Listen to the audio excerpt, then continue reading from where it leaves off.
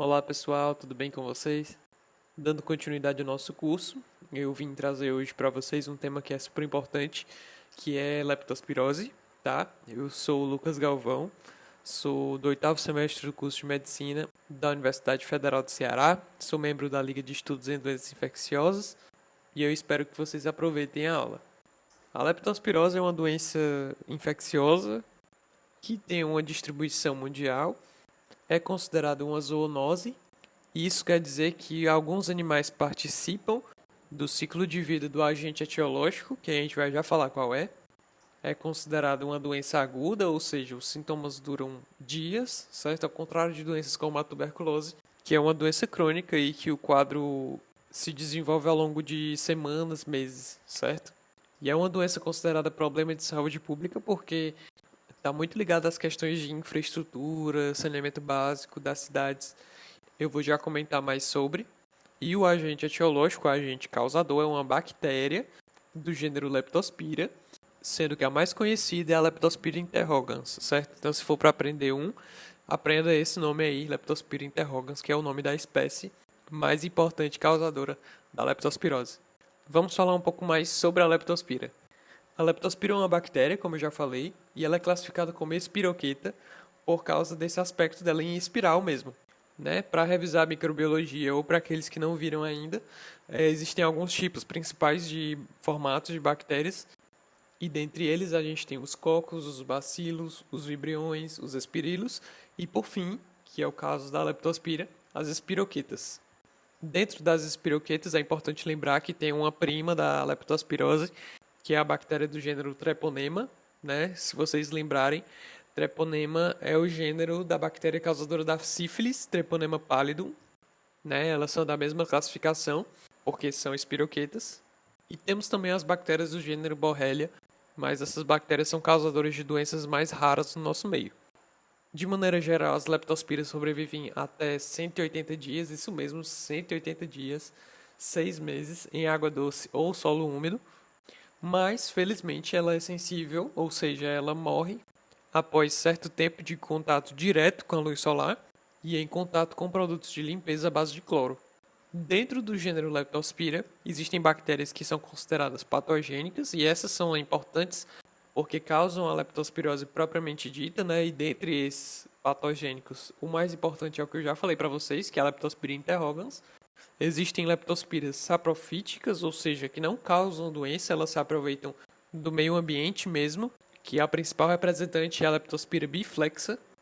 E por fim, existem leptospiras cuja patogenicidade, ou seja, a probabilidade de causar doença, é desconhecida ou pelo menos pouco prováveis de causar doença em comparação com as bactérias consideradas patogênicas. Ao todo, já existem aproximadamente 20 espécies que já foram reconhecidas, né, identificadas como sendo espécies diferentes, e dentro dessas 20 espécies existem mais de 300 sorotipos conhecidos. E aí eu não sei se vocês notaram que na capa da aula tem um ratinho. Esse ratinho não está lá à toa, é porque os ratos fazem parte do ciclo evolutivo da leptospirose. Eles vão ser os principais reservatórios das leptospiras. As leptospiras vão infectar os ratos, mas esses ratos não vão adoecer. Os ratos vão abrigar a leptospira e elas não vão fazer nenhum mal a eles, né? Eles vão fazer uma interação ecológica que não é prejudicial para o rato. E aí, só a título de curiosidade, vocês não precisam saber disso, existem 3 tipos principais de ratos que vão ser mais importantes como reservatórios de leptospiras, que é o rato marrom, o rato preto e o rato que é conhecido como catita, certo? E aí vocês encontram os nomes científicos desses ratos no slide, tá bom? Só que aí tem um problema. Eu falei para vocês que não tinha nenhum prejuízo para o rato, mas dentro do ciclo evolutivo da leptospira, os ratos eles vão eliminar leptospira pela urina. E aí essa urina de rato infectada, ela pode chegar até a gente e a gente pode se infectar. E aí você pergunta, como é que a gente consegue se contaminar pela urina infectada do rato? Isso ocorre principalmente quando a urina contaminada entra em contato com a pele. Normalmente precisa ter alguma lesão, ou seja, alguma porta de entrada na pele do indivíduo, mas é importante relatar que essa presença de lesão na pele nem sempre é relatada pelos pacientes. Então, existe uma possibilidade teórica, né, e possivelmente prática também, de que a leptospira consiga penetrar numa pele íntegra também, uma pele sem lesões. Tranquilo?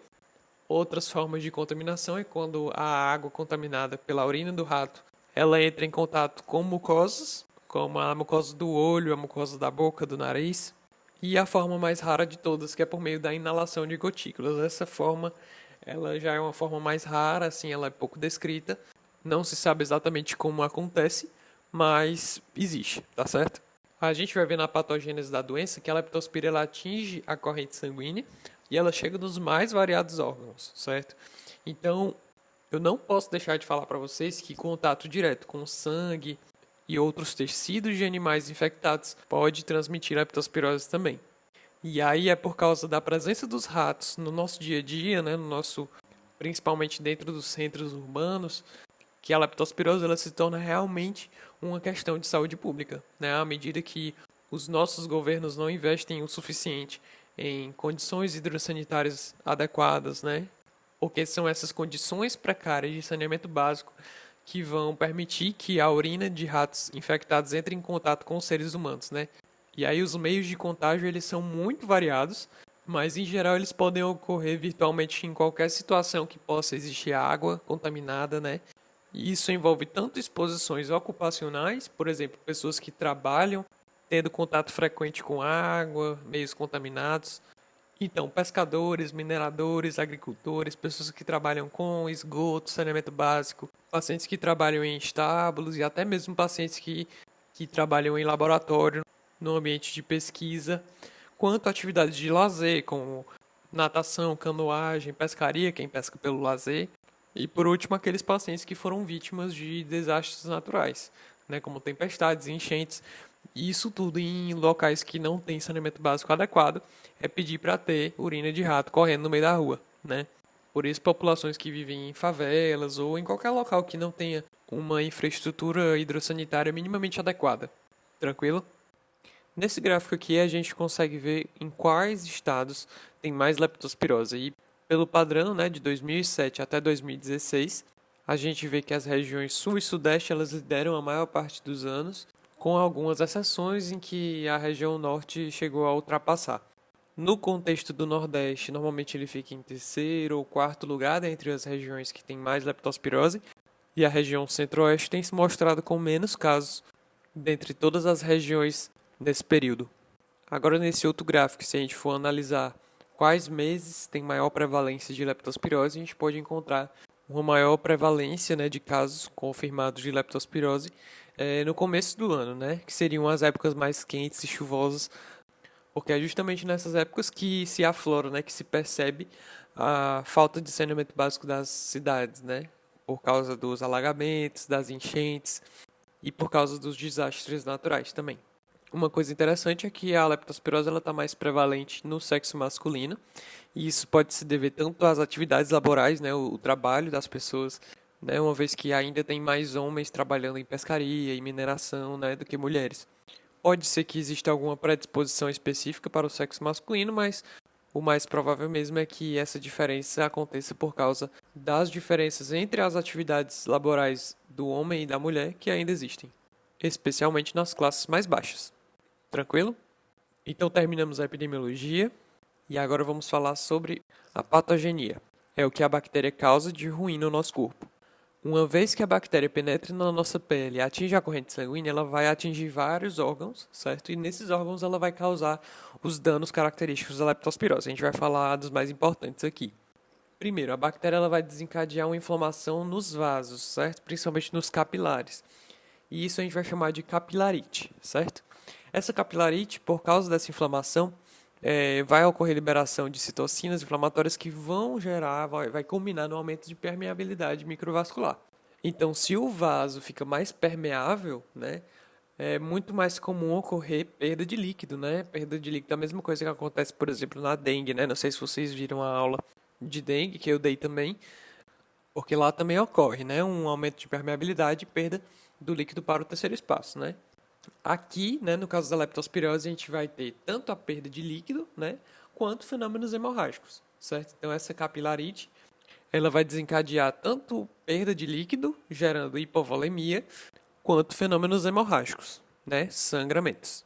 E isso vai fazer com que a leptospirose, especialmente a leptospirose mais grave, ela seja um importante diagnóstico diferencial para a dengue mesmo. Tranquilo? Seguindo em frente, a bactéria da corrente sanguínea vai chegar no fígado e lá no fígado ela vai causar um dano nos hepatócitos, né, que são as células do fígado. Mas esse dano hepatocitário ele não gera necrose, né? As células elas são lesadas, mas elas não morrem. E aí tem um marcador, né, de dano celular, de lesão e morte celular dos hepatócitos, que são as transaminases, né? TGO, TGP ou AST, ALT, né? Tanto faz.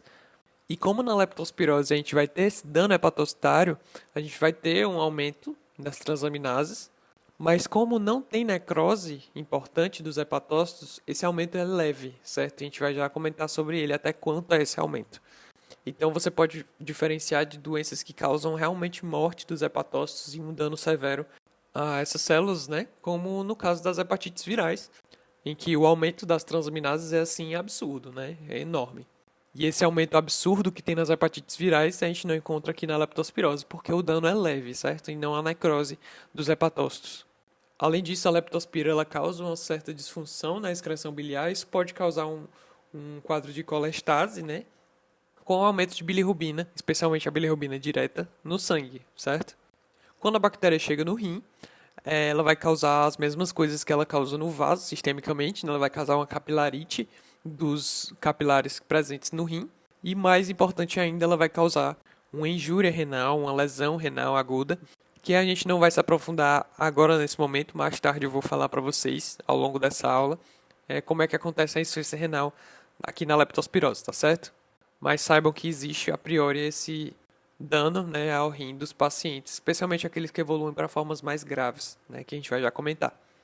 Quando a bactéria chega nos pulmões, ela vai causar também o que ela causou em todos os vasos, né, a chamada capilarite, e isso vai causar hemorragias alveolares, certo? Ou seja, sangramento dentro do alvéolo, que a gente vai comentar também depois. Por último, entre os destaques, né, do que a leptospira faz, eu queria deixar aqui a informação do que ela faz no músculo, que é principalmente gerar edema e necrose das células musculares. Isso vai causar uma miosite, ou seja, uma inflamação do músculo, e isso vai fazer com que os pacientes eles tenham uma dor muscular importante, que a gente vai já comentar também na parte da clínica, tá certo? E por incrível que pareça, essa lesão muscular ela também tem relação com a insuficiência renal, né? Aos mais novos que não estudaram leptospirose ainda ou que não sabem ou não estudaram nefro ainda, enfim. Existe uma relação entre a lesão muscular e a insuficiência renal que a gente também vai comentar quando eu estiver aprofundando sobre a insuficiência renal na leptospirose, tá certo? Então a gente vai deixar em stand-by a patogenia, tá? Eu vou pular para a clínica e depois a gente vai voltar para a patogenia da insuficiência renal para vocês entenderem melhor. Tranquilo? E aí, como é que acontece a história natural da doença?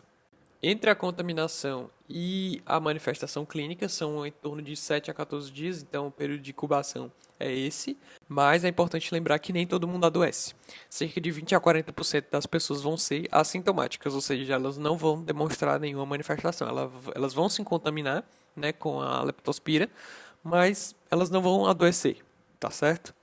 E aí, depois da contaminação, depois de 7 a 14 dias, as pessoas vão começar a apresentar as manifestações, e aí existem três formas principais, que são essas aqui. A primeira é a forma anictérica, ou seja, sem icterícia. Ela é caracteristicamente benigna, autolimitada, resolve sozinha, né? E ela também é conhecida por ter fases distintas, certo? Que eu vou explicar melhor no próximo slide. Outra forma é a forma ictérica, né, que é a forma que tem icterícia, que é uma forma mais grave, com mais complicações, mais morbidade para os pacientes. E ao contrário da forma anictérica, a forma ictérica é conhecida por ter fases mal distinguíveis.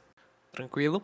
E por último, existe a síndrome da hemorragia pulmonar severa, que seria um quadro mais grave, bem mais grave, com hemorragia pulmonar predominante, mas assim, é uma forma um pouco descrita. Existe certa controvérsia se a síndrome da hemorragia pulmonar severa ela não seja uma forma ictérica diferenciada, né? Então há uma certa divergência se ela realmente é uma fase, uma forma, né, à parte das outras. E então por causa disso eu vou tratar somente das duas primeiras formas, a forma anictérica e a forma ictérica, para deixar mais didático para vocês. Então vamos lá, começando pela forma anictérica, forma sem icterícia. Como eu falei, é uma doença que se manifesta através de fases distintas, certo? Então a primeira fase é chamada de leptospirêmica, que é a fase onde existe a bacteremia, né? A bactéria está circulando no sangue e causando sintomas assim sistêmicos, né? Ela dura normalmente de 3 a 7 dias, é autolimitada e normalmente cursa com febre alta, acima de 38 graus, cefaleia e mialgia, né? Normalmente esses são os sintomas mais prevalentes, por isso que eu deixei em negrito. E a mialgia, né, a dor muscular, tem um padrão bem característico, bem clássico, que vocês já devem ter ouvido muito falar por aí, ou se não ouviram, vão ouvir com certeza, que é a dor muscular mais intensa na panturrilha. Mas essa dor ela também pode ser intensa em outros lugares, tá? Como no dorso, nos membros superiores, tranquilo? É só para falar para vocês o que é clássico, né? O que tem em praticamente toda a literatura sobre isso. Além disso, o paciente pode ter náuseas, vômitos, pode ter hemorragias conjuntivais, ou seja, o olho vermelho, né, com pequenos sangramentos na conjuntiva. Pode ter um rash, né, que é a mesma coisa que exantema. Esse exantema pode ser na perna e aí se diz que ele é pré-tibial, porque ele ocorre na pele ao longo da tíbia. E além disso, porque também ocorre dano no baço e no fígado, o paciente pode se apresentar com aumento desses órgãos, tá? Demonstrando hepatomegalia e esplenomegalia. Tranquilo? Essa é a fase leptospirêmica e 80% das pessoas que passam por essa fase, elas evoluem para a cura, tá? Mas 20% evoluem para uma segunda fase, que é chamada de fase imune ou leptospirúrica, porque a bactéria não está mais no sangue. Os antígenos bacterianos já estão sendo liberados pela urina, por isso que é chamada de leptospirúrica. E o que resta no sangue são apenas anticorpos contra essa bactéria. E o que acontece é que esses anticorpos eles podem desencadear manifestações em vários sítios, tá? Em vários locais do nosso corpo. E essas manifestações elas têm mais gravidade, tá certo? Essa fase ela ocorre após a fase leptospirêmica, ela pode ocorrer de 4 a 30 dias depois do início dos sintomas. E as manifestações imunes, né, essas manifestações inflamatórias, elas vão ser principalmente a meningite, né? Só lembrando que é uma meningite asséptica, porque não tem mais bactéria lá. Podem ocorrer uveites, né, que são inflamações oftalmológicas, miocardite, hemorragias conjuntivais podem continuar a acontecer e o paciente pode continuar com o rash, né, o exantema e hepatosplenomegalia. Então percebam que na forma anictérica essas fases elas são bem distintas, né? Você tem uma fase mais aguda com febre, cefaleia, mialgia, náuseas, vômitos, hemorragias conjuntivais, mas que na maior parte dos casos se cura sozinha. E uma minoria dos pacientes, né, cerca de 20%, evoluem para uma segunda fase, que é a fase imune, que aí já tem manifestações que podem ser mais graves, tá certo? Apesar de os pacientes não terem mais febre nessa fase. Já na forma ictérica, o que acontece é que aquelas fases que eu mostrei para vocês, que eram bem distintas na forma anictérica, elas vão ser muito mais difíceis de distinguir aqui nessa forma. Porque tanto manifestações da primeira fase como da segunda fase, elas podem ocorrer a qualquer momento. Tá? E em algum momento, no meio dessa história, o paciente ele vai evoluir para uma síndrome chamada síndrome de Weil, certo? Que na maioria das vezes é utilizada como sinônimo da forma ictérica, né? E essa síndrome de Weil é mais grave, tá certo? Essa síndrome ela acontece em torno de 4 a 9 dias depois do início dos sintomas. E assim, se eu pudesse resumir o que é essa fase para vocês, eu diria que tem uma tríade cuja presença caracteriza essa síndrome, tá certo? Quais são as manifestações dessa tríade? A disfunção renal, hemorragias e icterícia, tá certo? Só lembrando que essas três manifestações elas não são obrigatórias nessa fase, mas é importante que se você encontrar um paciente que é suspeito de leptospirose, se ele tiver com alguma dessas manifestações, é importante lembrar que é um sinal de gravidade. E aí, como eu falei, né, o prognóstico para esses pacientes que entram na síndrome de Weil vai ser mais grave, e isso reflete na letalidade, né? Por conta da insuficiência renal e outras manifestações, vai ocorrer uma taxa de mortalidade que varia de 10 a 40% dos pacientes, o que é um valor bastante importante. Nessa forma, a hepatosplenomegalia é mais comum do que na forma anictérica. Você pode encontrar aumentos de leucócitos, VHS aumentado, plaquetopenia, que também podem ser encontrados na forma anictérica. Vai ocorrer aumento de ureia, creatinina, demonstrando a azotemia, né, a insuficiência renal desses pacientes. Vai ocorrer nessa fase a colestase, né, com aumento de bilirrubina e predomínio da fração direta, por isso que vai causar a icterícia. E uma elevação de transaminases, né? Lembra que eu falei que tinha dano hepático, né? Mas sem necrose. E por isso essa elevação de aminotransferases, né? De transaminases, não vai ultrapassar valores de 200 a 400. Tranquilo? E aí tem uma coisa engraçada. A icterícia, eu não sei se quem está assistindo sabe disso, mas ela se manifesta principalmente se for por elevação da bilirrubina direta, através da coloração amarelada na esclera do olho e no freno lingual, além da pele, né, que também fica amarela. Mas como na leptospirose, no olho a gente também tem hemorragias, né, conjuntivais, a icterícia vai ter um tom avermelhado, né, porque o amarelo vai se misturar com o vermelho e aí vai dar um tom alaranjado, avermelhado à icterícia, tá certo? E isso é um sinal característico, né, da leptospirose, bem clássico, tá certo? E é importante que vocês saibam. O nome dessa icterícia, né, que mistura amarelo com vermelho, é uma icterícia de padrão rubínico, tá certo? Que eu vou já mostrar a foto para vocês. E também nessa fase podem ocorrer insuficiência respiratória por hemorragia alveolar e até mesmo quando não tem hemorragia alveolar pode ocorrer uma certa insuficiência respiratória, além de manifestações da fase imune, né?